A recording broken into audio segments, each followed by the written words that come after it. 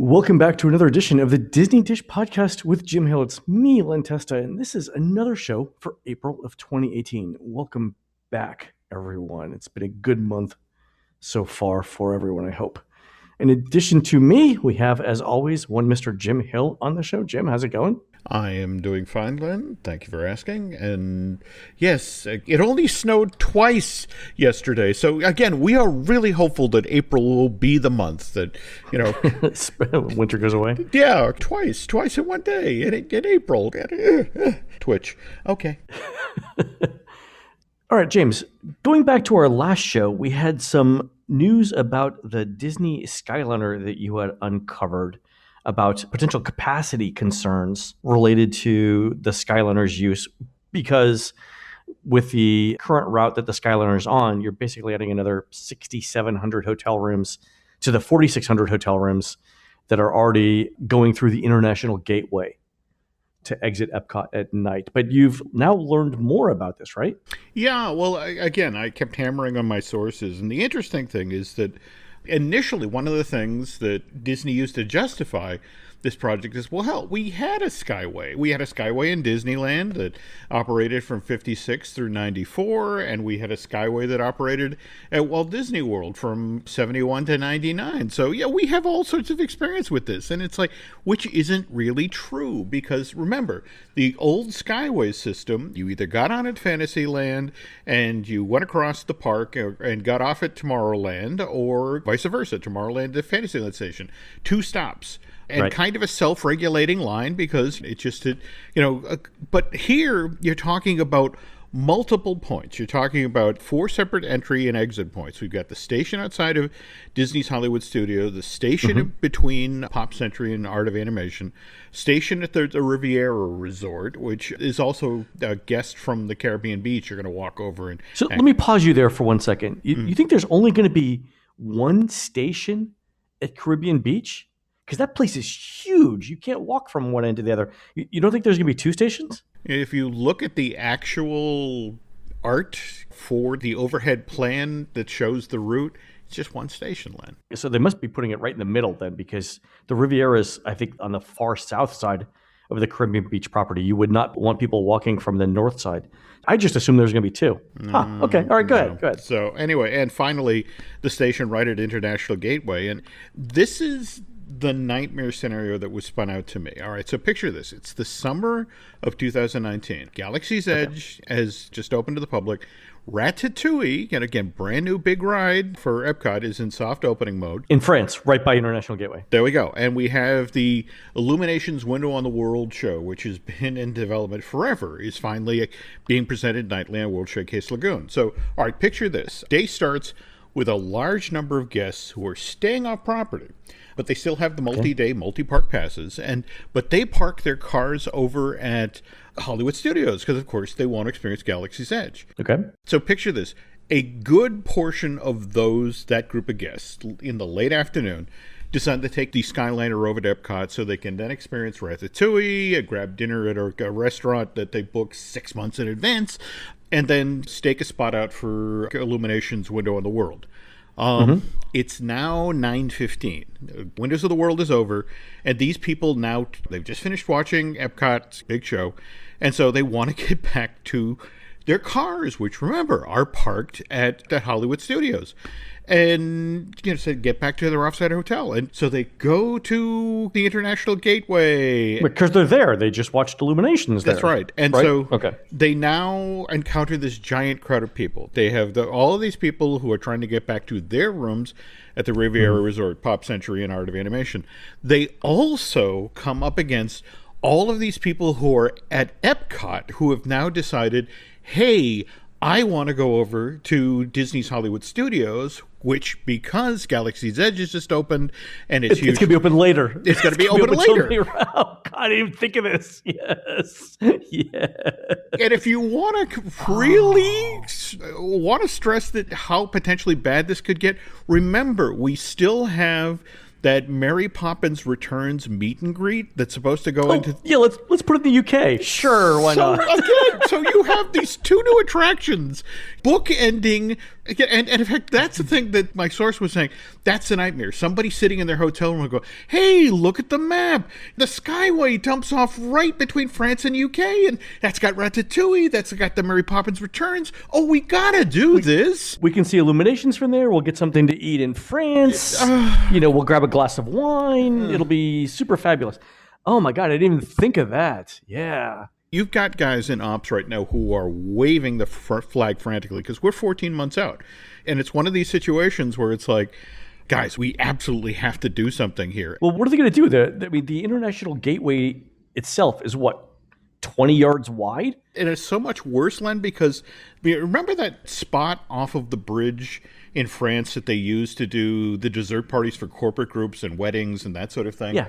All right. People pay big bucks years in advance to be able to watch Illuminations from there. And so the lighting is deliberately terrible in that spot because, again, you don't want the people who paid big bucks to eat their tiny cupcakes to, hey, I had a terrible viewing experience, give me my money back. So one of the people who's deciding how this all goes down are the guys who book the corporate groups and the events. And it's like, no, you're not going to ruin our dough by expanding that walkway or bumping up the light levels.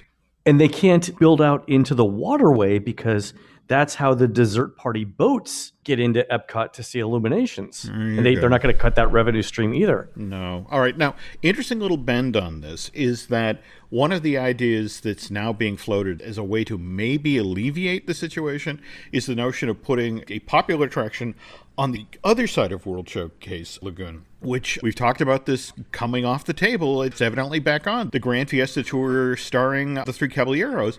Evidently, the idea of doing the Coco overlay there is being resurrected, revisited. But Coco did not do that well domestically, James. It's not that big of an... But that's what's fascinating, okay? If you actually drill down into the numbers.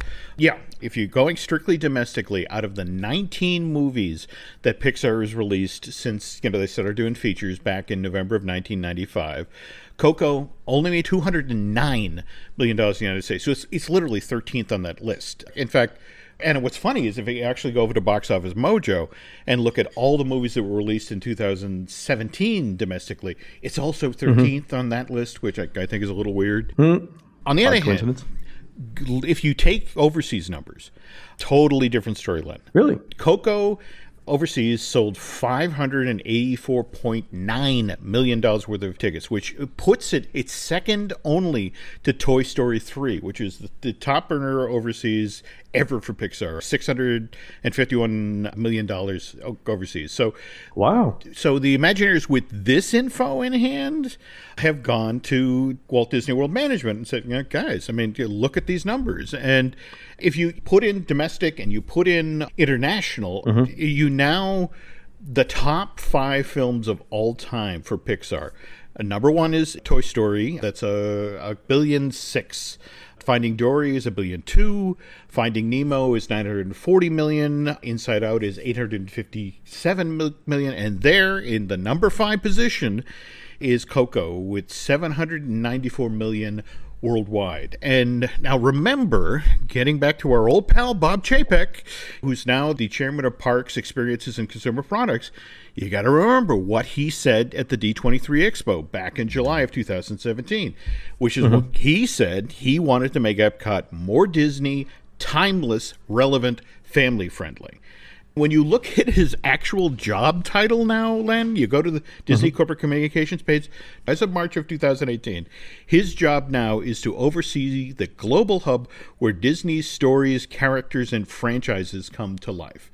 And in that situation, do you think a guy is going to get behind a franchise? Face it, Three Caballeros isn't even a franchise, all right? It's a set of characters from a film from the Warriors, 42, 43? Yeah. In fact, what's kind of interesting is that if you get cold-blooded about it, Nemo is already well represented. The Seas with Nemo and Friends. Yeah, the Seas has a bunch of stuff on right it. There. Yeah. And Toy Story too. Toy Story just has its own land in the studios. Just about. So that leaves Coco and Inside Out. And just so you know, Len, the Inside Out themed redo of Imagination, I'm told, isn't dead. Supposedly at this point, because obviously there was suddenly this giant Marvel push, which again has gotten even crazier with what just happened with Black Panther. What's now planned is evidently an Imagination redo will be addressed after Walt Disney World's 50th anniversary, but they keep going back and forth between, do we do the Inside Out characters in Imagination? Is it in the ride? Do we redo all of Journey into Your Imagination with Figment, or do we just do a 3D movie? As for Grand Fiesta with Coco, I was told that they were waiting for the final Blu-ray, DVD, and digital download sales figures to come in. And I just now, before we started recording, I went over to Media Play News. And back on March 8th, they reported that Coco easily took the #1 spot on the Video Scan First Alert sales chart, which tracks combined DVD and Blu-ray unit sales, and the dedicated Blu-ray sales chart. Meanwhile, over at the Numbers website, they've got estimated sales for Coco. Domestically, DVD, they sold 7.2 million worth of units, and Blu-ray, on the other hand, did more than 3 times that business. It was 25.8 million worth of Blu-ray sales. Now, the problem is, again, I apologize, I literally just grabbed these numbers. I don't know if that's strong enough to be the sort of the deciding factor when it comes to Walt Disney World management. And the fact that if those numbers were reversed on the international and domestic box office, they'd have a stronger case. But the fact is that only 20% of visitors to Walt Disney World are international. But Jim, let me ask you this question: When is Guardians of the Galaxy supposed to open in Epcot? It's not 2019. It's not next year. No, and in fact, I keep being told that even 2020 is optimistic. Okay. And part of the issue there is that Guardians of the Galaxy 3 doesn't start shooting till next year. I got it. But so here's what I was thinking about. So if you think of Epcot, the shape of Epcot as roughly a sheet of paper, right? All of the international gateways up in the upper right-hand corner. All of the new things are also in the upper right-hand corner.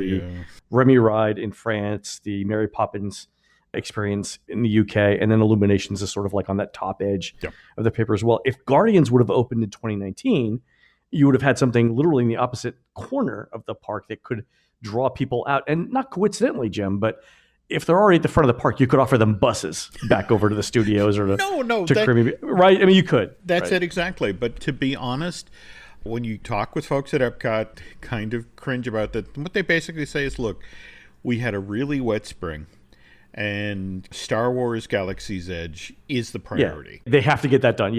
Literally, if you could swing a hammer in Central Florida right now, you're probably working on that project. Yeah. Or if you know what a hammer looks like, or you can spell hammer. You're in. You're hired. You're hired. Yeah. And here's your union card. And that's the saddest part of it. If they could throw bodies at the Guardians of the Galaxy indoor coaster, they would. But they just can't. But they've got that. They've got the 2 resorts going up at Caribbean Beach and Coronado Springs. Those are revenue generators. I don't think the roadway construction will ever end in the Rudy Creek Improvement District. So if something like a ride, which doesn't generate revenue directly and doesn't get people from their cars to the parks where they can spend money, I think that'd be a lower priority for Disney. I understand that. Just to recap here, that remember when prior to the opening of Wizarding World Diagon Alley, there were all these concerns about the Hogwarts Express and shuttling people back and forth between the 2 parks. And that sorted itself out. But again, key difference is you look at King's Crossing, they have a giant queue. And when you look at, you're coming out of Hogsmeade and heading over to Diagon Alley, it's hidden from sight. But there is, in fact, a giant queue hidden back there. And there's just not the place or the room to do that with the international gateway when it comes to the Skyliner, and then let alone the limited capacity of these things. So I just feel bad for you, Len, because you, living in the touring plans world, have got to be the ones to figure out, what do you tell people? We've already put warnings in for the 2019 edition of the book, so we're writing it now. Okay. But obviously there'll be people who are buying the 2019 edition of the book in August of 2019. And so we have to anticipate what these problems are likely to be for anyone who is visiting Epcot and then trying to leave. So in our in our section on Epcot where we tell people how to get out of the park after it closes. That's it's definitely a set of warnings that we have to have, and it's something we'll update in the Kindle version of the book. Oh, no doubt. As we learn more and more about it. It's kind of funny though, because when I'm writing right now for 2019, there's so many things that you just don't know. Like we literally don't know the names of the Galaxy's Edge rides. In fact, it's so funny because and they are being so deliberate about it. In fact, if you go over to Central Shops right now, they are unloading a lot of the animatronic stormtroopers that are going to be used in the Resistance ride. And again, but they're coming out of boxes that literally have Alcatraz on the outside. Alcatraz, They're not even telling the employees what the name of this thing is. So, all right. Well, give them time. They'll eventually share. We hope. Hopefully not. It's not the day before it opens. Jim, before we get started today on our show, that is a chronological Disneyland follow-up, I want to talk a little bit about a couple of pieces of news that I found interesting this week. One of them is that Disney has expanded again its minivan service going to the Orlando airport. Remember, we talked a couple of weeks ago about how, due to guest demand, Disney was now taking guests from their Disney hotels to the airport. And this was an expansion of their minivan service that they were using with Lyft. Do you remember that, right, Jim? Yep. The news now is that they will accommodate parties larger than 3 and all of their suitcases. So here's the scenario that Disney just came out and said that they would now support. Before, if you were a party of more than 3 people, so family of 4, family of 5, all the way up to 7, Disney was restricting you to no more than 3 total pieces of luggage in the minivan. So if you had 7 people, you got 3 bags. I think that was because that's all the luggage that they had room for in the minivan if they were fitting 7 people. Mm-hmm. The new terms that Disney announced is that if you have more luggage than 3 pieces, they will send a second separate minivan just holding your luggage to the airport with you in another car at absolutely no extra charge. So you will have an entourage on your way to the airport. I find this fascinating, Jim, that Disney had to come out and say this. Actually, has that phrase ever been used in the history of the Walt Disney Company before? At no extra charge? Yes. We're back in jumbo shrimp country, military intelligence. I don't comprehend those words being used in the same sentence as the Disney Company. It's funny, when I opened the email that had that announcement on it, I did detect the faintest whiff of sulfur, as if someone had sold their soul to write that particular phrase out. Wow. It was interesting. Okay. But I think that Disney will continue to work on this because they're making tweaks to this program roughly once a month, which I guess is about as fast as a major corporation can go on a program like this. So it continues to evolve.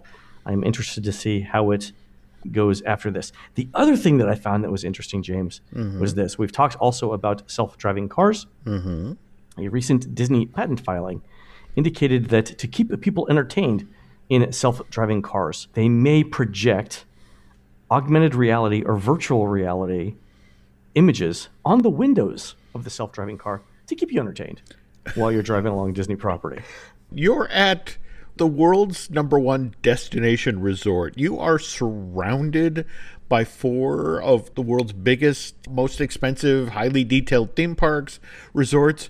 And for the 5 minutes in the car, you need to be distracted by augmented reality. Here's the thing. I remember driving with Hannah when my daughter, when she was young. Yep. There were times when I would have done anything for a few minutes of quiet distraction while I had to focus on traffic. And I think I would be okay with that. But yeah, you're right. I think what's the longest stretch of road inside Disney property in which you don't see anything at all? I think it's one of the back ways to Fort Wilderness, maybe from the Epcot resort area. There's a lot of trees. I mean, there's nothing wrong with a tree, right? But it's not as exciting as maybe seeing Iron Man flying along next to your car or something.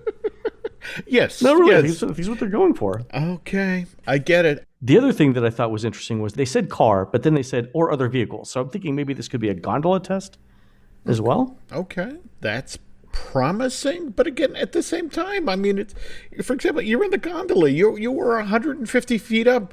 Think about how many of us, as we're flying into Orlando, do that ridiculous put your tray table up and we're all looking out the window trying, do I see the Epcot ball? Exactly.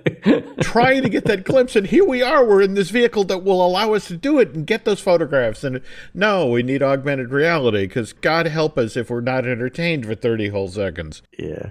But I think it's another example of Disney thinking about what they're going to do with self-driving cars. I think to me, it just goes to show that even though they're not saying anything publicly about it, the paperwork that they're filing with the government indicates that they are thinking a lot about this particular area. So I'm encouraged by this as well. No, I agree. I mean, somebody's got to be on the cutting edge, but at the same time, I don't know why this suddenly has turned me into somebody who stands on the lawn and shouts at children. I know. But it really is hitting that switch. I'm interested in seeing it. Yeah, wow. Okay. One other piece of interesting news that came out this week was a recent update to My Disney Experience. And now, if you're using My Disney Experience in Epcot, and you walk past certain locations on the way to World Showcase, the My Disney Experience app will detect where you are in World Showcase and prompt you to play a game of Agent P's World Showcase Adventure. So that you can launch a version of the game from your phone and play along with all of the physical show elements in Epcot. And Jim, you and I have known about Disney's desire to do location-based prompts in My Disney Experience since back before the whole program was known as My Disney Experience, back when it was known as Guest Experience, right? Yep. We're 8 years into this thing now?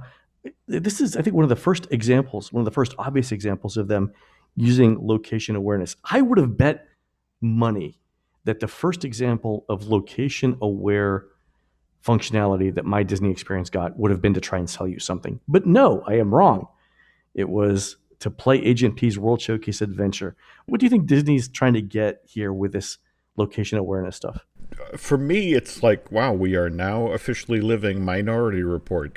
By going with the more benign route, the effect of, hi, we're entertaining you. You're sort of easing you into the bathwater. I mean, in much the same way as, have you ever had your phone prompt you as you're driving along and, oh, by the way, that store that you just shopped at, by the way, you're near it again and here's a coupon. I get that with Waze every time I'm near a Popeye's chicken. There we go. All right. Your thing works too, Jim, but for me. Yeah. Waze not only knows my driving patterns, it sees into my soul. Oh, God. That's what I feel every time I get that prompt. But this is what this is about. Coming very soon on the heels of this entertainment-based thing, and it will be a tolerance-based. Yeah. It'll take into consideration, I mean, face it, they're working off of years and years of people traveling to Walt Disney World and the information that's been gathered off of the magic bands and that sort of thing. They will know your shopping patterns. They will know, what you prefer entertainment-wise. And your vacation experience will, using this set of algorithms, be personally tailored for you. Whether it's, for example, making you aware that, oh, by the way, on your last 5 trips, you went to go see Anna and Elsa, and there's a slot available at 3 o'clock, or that sort of thing. I mean, they're going to start on the entertainment side, but this will factor in your food preferences. For example, if on previous trips, your last day, you've gone for that churro or that turkey leg, they'll prompt you. It's like, oh, and here's a coupon to take $1 off. I think it's interesting that Disney decided to start with location awareness. And I think whatever Disney executive decided to go with Agent P as the first location aware thing and not trying to sell you something, probably looked at Mark Zuckerberg's testimony in front of Congress and thought, I dodged a bullet this week. Yeah. Because if Disney had implemented technology that tracked you, knew your preferences, and tried to sell you stuff the same week that Facebook's CEO was hauled in front of Congress to talk about privacy concerns, that would not have been, as they say, fortuitous timing. But kudos to Disney for picking the right thing to go with first. I'm interested to see if they do more of this. I think, again, it's going to be a test for Galaxy's Edge, man. I agree. Now, more intriguing to me, though, is the way the timing on this breaks down, is that Agent P is tied to Phineas and Ferb, which actually Disney stopped production of, I want to say 2 years ago, 3 years ago now. But interestingly enough, in the coming weeks, there is actually a crossover event about to happen. It turns out that Milo's Murphy's Law, the follow-up show that Dan and Swampy, the two gentlemen who created Phineas and Ferb, did, they've always maintained that Milo lives in the same Tri-County area as Phineas and Ferb. And when the show comes back for the start of its second season in the next couple of weeks, they're actually doing a crossover event. Milo Murphy gets to hang out with Phineas and Ferb. Oh, that's good. Yeah, so Dr. Doofenshmirtz back in business. I don't know about Agent P, but we'll keep an eye out. I think that's an underrated show. I agree. But at the same time, these days, it's on terrestrial television, and who still watches that? Exactly. All right, Jim, we're going to move on to our main topic here, which is talking about, in chronological Disney terms, what happened between roughly 1995, after Indiana Jones opened, and 2005. But before we do that, Jim, I've got some sad news. Mike Big D FICA, a longtime listener of our show and of the old WW Today podcast, passed away a few days ago.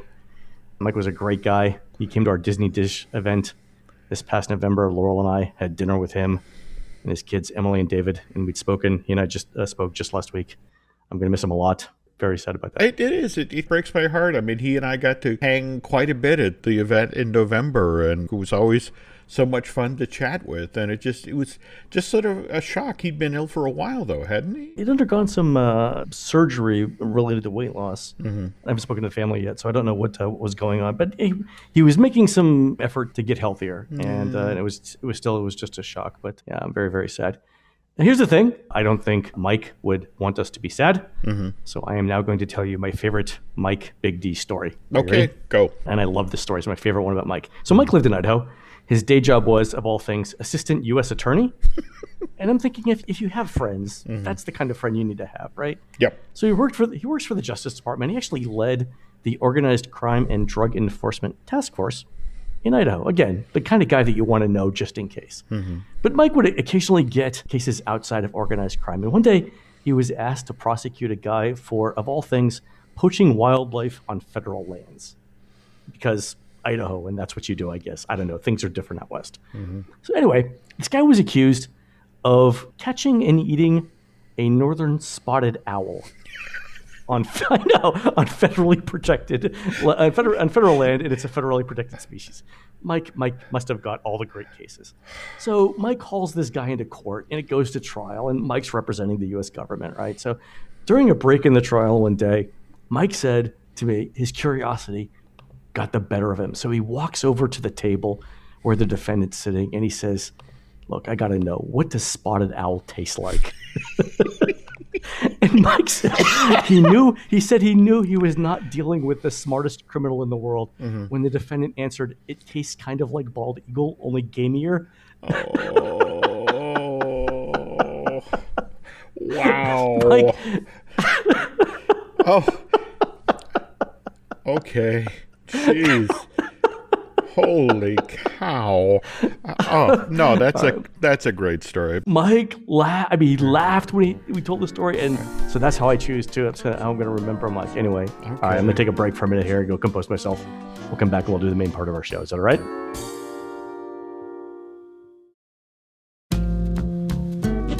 All right, we're back. In our last show, we got to the opening of Indiana Jones, and this was a long-term collaboration between George Lucas, Steven Spielberg, and the Disney Company. And this happened in 1995.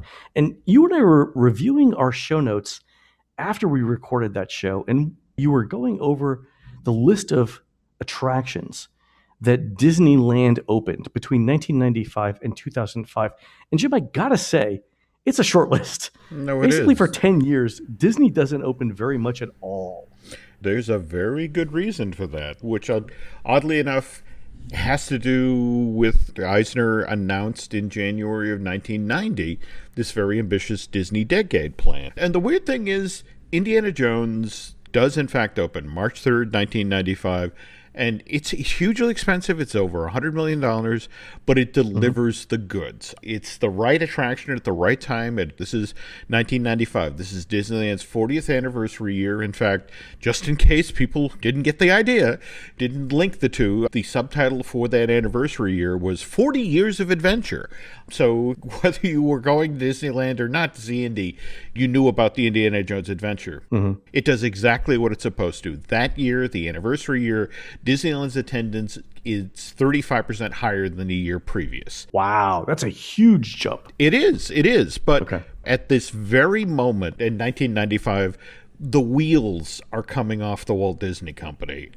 To explain what I'm talking about here, we got to go backwards again. So January 1990, Eisner announces the Disney Decade, and that includes a second gate at Disneyland. So May of 1991, basically 15, 16 months later, they announced the plans for Westcott, for the $3 billion park. We've done a show previously about that if folks want to hear about the layout or that sort of thing. And you have to understand, just prior to this, Disney had also announced that, by the way, we're looking to do something in Long Beach. But in March of 1992, Disney decides, okay, Long Beach, we're going to abandon that. We're going to focus exclusively on Anaheim. But again, at this point, it's still a $3 billion park. But then April of that very same year, 1992, Euro Disney opens. And as we discussed on our recent show we just did about Marvel and Euro Disney, they are 3 months in, and they already realize that the resort is off to a slow start. So the very next year, because of looking at what happened with Euro Disney, that they overbuilt with the hotels, like maybe we should revise the plans for Westcott. Just sort of creep it in, make it that much more manageable. So, and Jim, did they revise the plans because they were concerned about the financial situation of Euro Disney, or did they think that the park just simply wasn't going to be popular? Like, did they think Euro Disney didn't work the way that domestic parks work for us?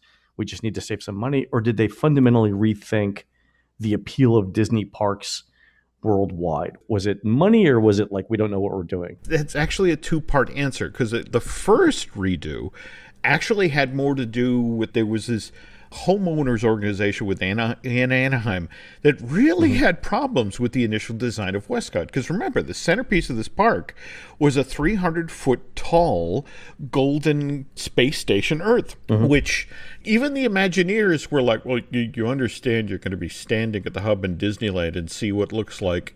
Did you remember The Prisoner, the Patrick McGoon show where the evil ball would chase people around the compound? Like that, but you could buy souvenirs of it. Okay.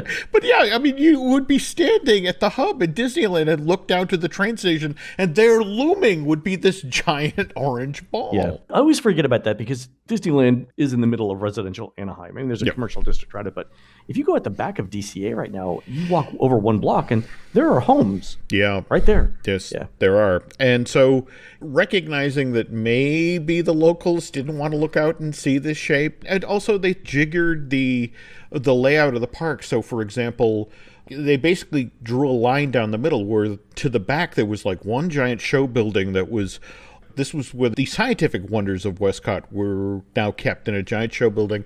And to the front was all of the international areas. And the problem was, even with this redesign, it was still a $3 billion park. And meanwhile, in November of 1993, here's Euro Disney announcing that they have experienced a $901 million loss. And in fact, at this point, they're losing $2.5 million a day. To give you some idea of the disconnect that's going on at Disney at this point, all right, that's the news that breaks on November 11th.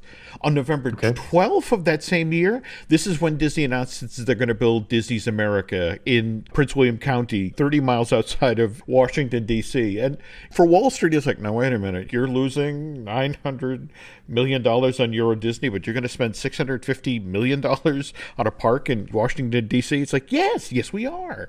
We jump ahead just 6 weeks now, and 3 days before Christmas, December 22nd, 1993, Eisner basically pushes Roy Disney out the door, and you go break this news to them. And it's just like, we may have to close Euro Disney. I didn't realize it got that bad. Oh, it got really bad. And in fact, that exact same day, to give you some idea of the financial stresses the company was under, Kerry Honeywell, who was the head of Westcott, left the company. Evidently, Kerry had read the tea leaves. He had seen that with what was going on with Euro Disney, this was clearly going to impact Westcott. This was not going to happen, even the revised version of the plan. So he steps away. Now, 4 days later, given that a lot of people are like, well, Kerry left, does that mean Westcott isn't going to happen? And Disney officials actually came out and said, no, absolutely, we are still going to build a second gate in California. The problem then is a story breaks January 15th, 1994, that the city of San Francisco, coupled with the U.S. Navy, they've actually reached out to the Walt Disney Company and said, hey, we're decommissioning the naval base on Treasure Island. That's a 400-acre island in San Francisco Bay. Would you guys like to build a theme park and resort here?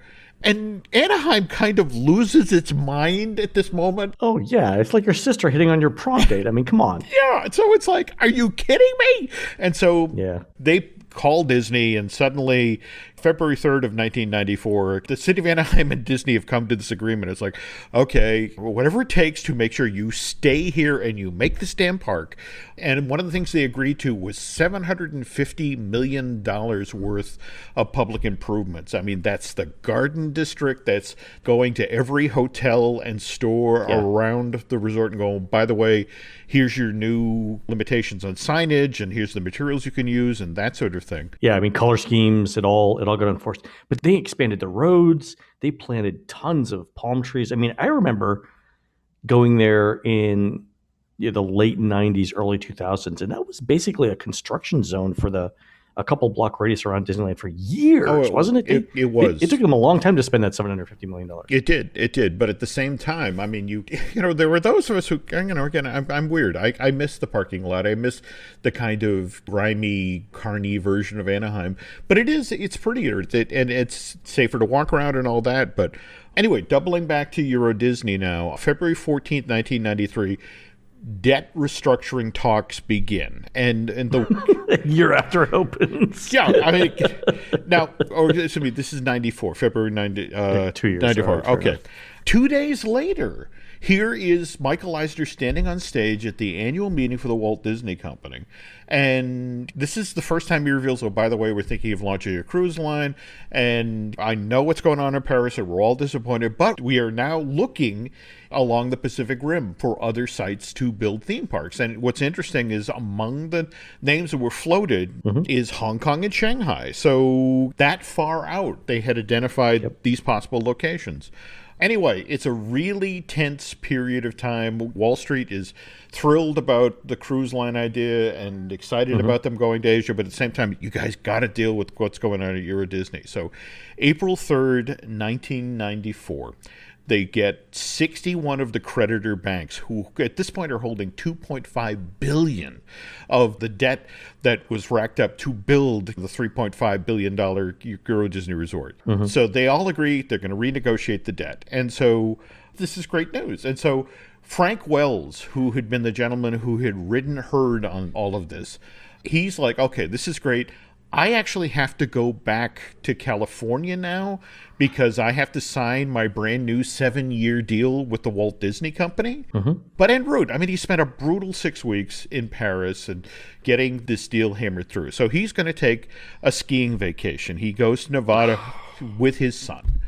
And this is the thing, Michael Eisner is home that Sunday night, and he actually gets a call from a Disney pilot who's up in Nevada, and it's like, Mr. Eisner, I hate to break this news to you, but I've just heard that Frank Wells' helicopter went down in the Ruby Mountains, and I think he may have been killed. And sure enough, this is what happened. And the very next morning, he was supposed to go into work and sign his next 7-year contract with Disney, and now suddenly he's gone. Huge void. Oh, my God. Eisner tries to put the best possible face on this thing, but he's destroyed. He takes over Wells's job as president temporarily.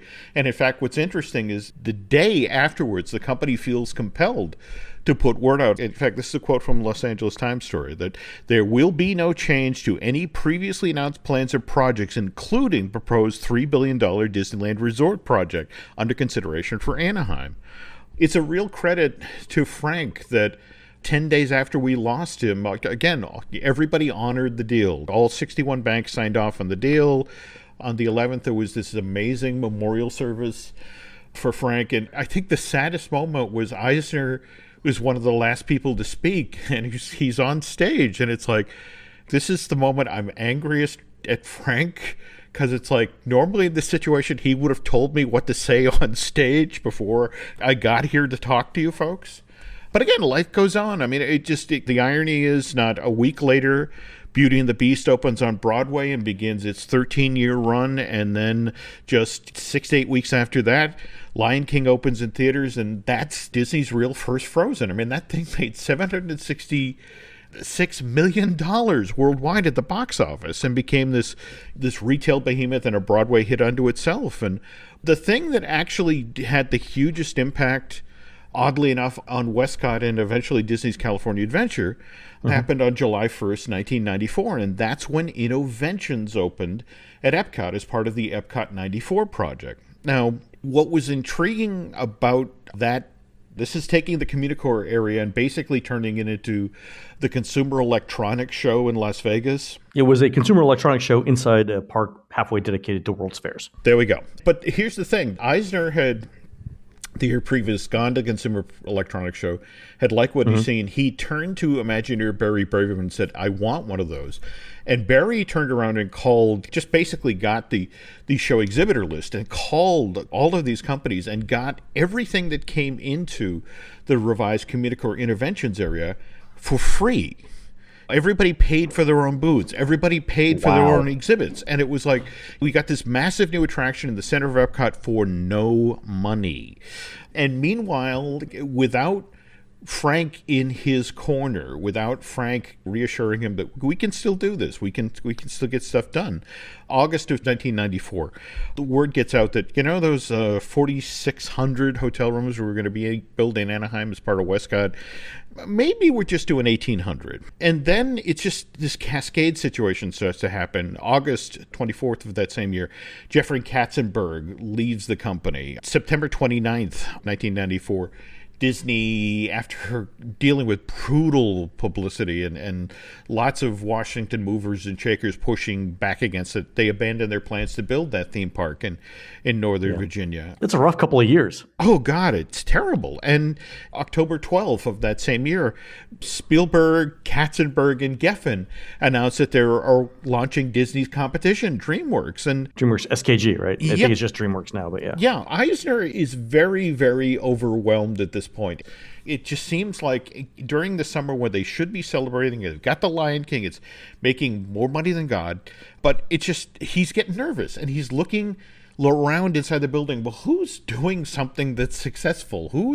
Where are things working? And oddly enough, at this point, what's working is the Disney stores, which have grown from 160 stores in the United States at this point to 335 in 8 countries around the world. And it's like, well, who did that? Well, that's Paul Pressler, the head of the Disney store. And especially at this point, looking at the bills that are coming in for Indiana Jones, and again, it's really starting to go over budget. And it's like, I need somebody to get a handle on what's going on in Anaheim. And frankly, I don't know if we're going to build Westcott even with this lower number of hotel rooms. So it's like, tell you what, I'm going to take a shot. That's what I find fascinating about is now having Bob Chapek, the former head of consumer products, in charge of parks and resorts. Because here, 23 years ago, we had the exact same situation. Paul Pressler, head of the Disney stores, is now the president of Disneyland. He's not on the job 3 months before he reveals that, oh, by the way, that second park we're going to build, it's going to be a lot smaller than you thought. Now, mind you, the very next month, people overlook that because, of course, as we mentioned, March of 1995, Indiana Jones Adventure opens. It's this huge hit.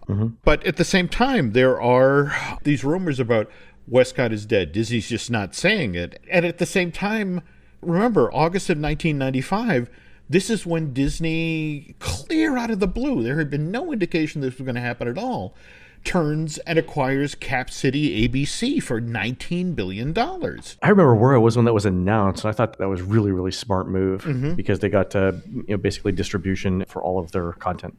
Absolutely. But up until that point, the Walt Disney Company was theme parks, it did hotels, it did consumer products, it did stores, and then suddenly it's the second largest media company in the world in this one purchase. 2 weeks after they do this, Eisner, who realizes, well, geez, I'm going to need help with this super giant company, I'm going to hire my friend Mike Ovitz to be my second in command.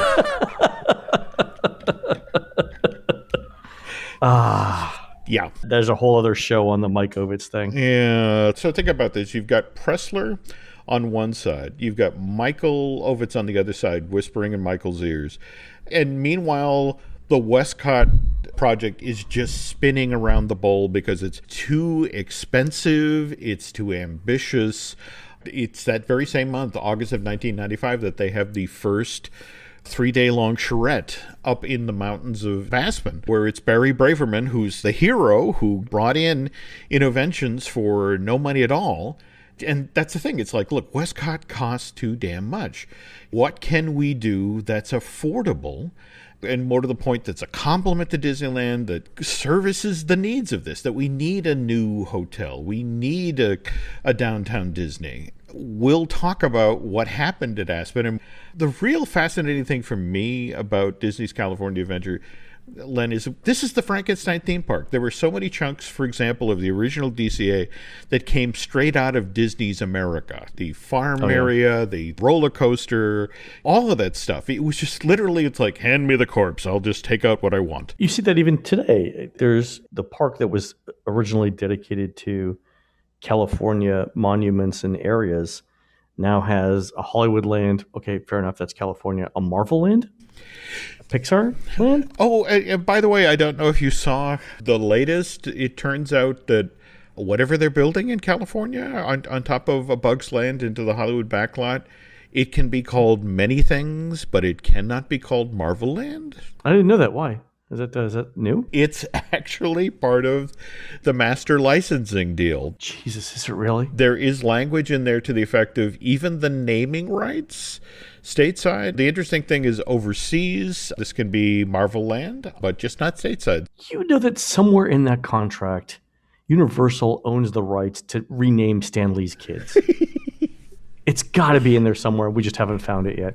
By the way, did you see that Black Panther passed? Titanic is now the number 3 grossing film of all time. Yeah. I don't know if you've seen the most recent ads for Infinity Wars, but man, the Black Panther is front and center. I saw that. Yeah. It's one of those things that say, yeah, Iron Man, yeah, Hulk. Hey, have you seen the Black Panther? Have you got a preview screening of that film yet? Supposedly next week sometime. I know some friends have seen about a half hour of it at this point. The first half hour or so, and they just talked about how they do such a brilliant job of telescope. I mean, there's so many characters that have to be serviced and so much story that has to be set up. But again, this is a 2.5 hour long movie. So it's like... Is it really? Yeah. Do yourself a favor, folks. Get the small soda. 2.5 hours. 2.5 hours. Wow. All right. I'm looking forward to seeing that. All right, Jim. So the next time we'll pick up with how this charrette 3-day weekend ends up being Disney's California Adventure, right? Yep. All the stuff from whether it's Route 66 to the boardwalk versus the beach culture, all of the ideas that were thrown in the bouillabaisse and eventually became the theme park that they haven't yet finished yet. In fact, it just cracks me up that we went from the boardwalk area to Paradise Pier to now Pixar Pier to a pier to be named later. It's true. The park has gone through more revisions in 20 years than Phyllis Diller's face. All right. All right. All right, folks, we'll get to that on the next episode. You've been listening to the Disney Dish podcast with Jim Hill. We are produced fabulously by Aaron Adams. Please go on to iTunes or Stitcher or find a piece of leftover Viridian Dynamics stationery from the criminally underrated 2009 ABC comedy Better Off Ted and write us a review and tell us what you'd like to hear next on the show. For Jim, this is Len. We will see you on the next show.